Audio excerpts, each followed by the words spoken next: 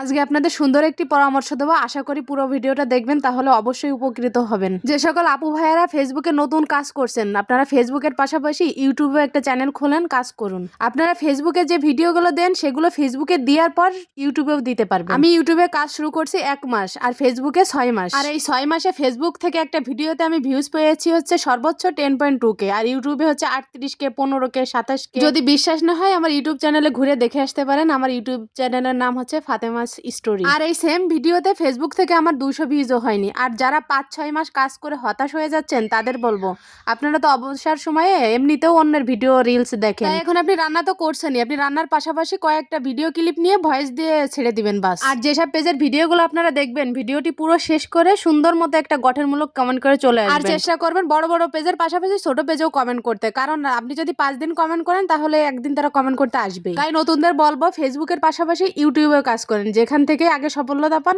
আলহামদুলিল্লাহ। আর কখনোই আপনার ভিউ নিয়ে প্যানিক হবেন না, ছেড়ে দেন আল্লাহর নামে, যা হয় হবে। ভিডিওটি ভালো লাগলে সুন্দর একটু কমেন্ট করে দিবেন, ফলো করে দিবেন। আর সবাই ভালো থাকবেন। আসসালামু আলাইকুম।